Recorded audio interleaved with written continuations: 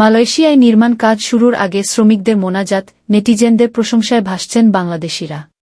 বিস্তারিত জানতে ভিডিওটির শেষ পর্যন্ত দেখুন।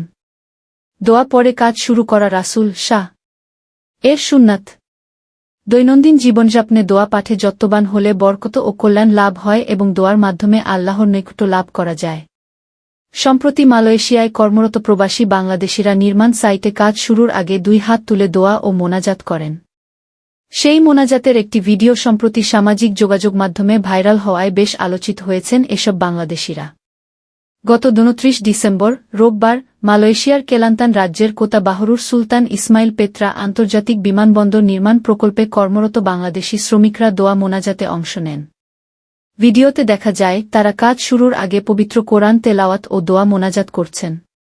জানা যায় প্রকল্প পরিচালনাকারী ঠিকাদারি সংস্থা প্রতিদিন সকালে শ্রমিকদের কোরআন তেলাওয়াত ও মোনাজাতের এই রীতি অনুসরণ করতে বলেছে।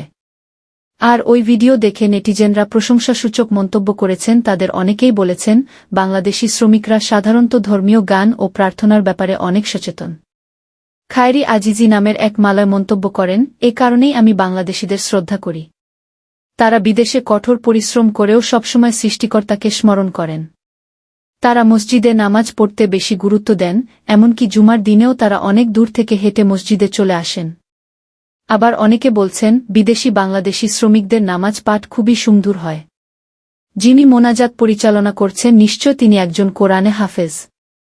এই ভিডিও বাংলাদেশি শ্রমিকদের ধর্মীয় অনুশাসনের প্রতি নিষ্ঠা এবং বিদেশে কঠোর পরিশ্রম করার পাশাপাশি তাদের আধ্যাত্মিকতার প্রতি দায়বদ্ধতার উদাহরণ হিসেবে দেখছেন অনেকে।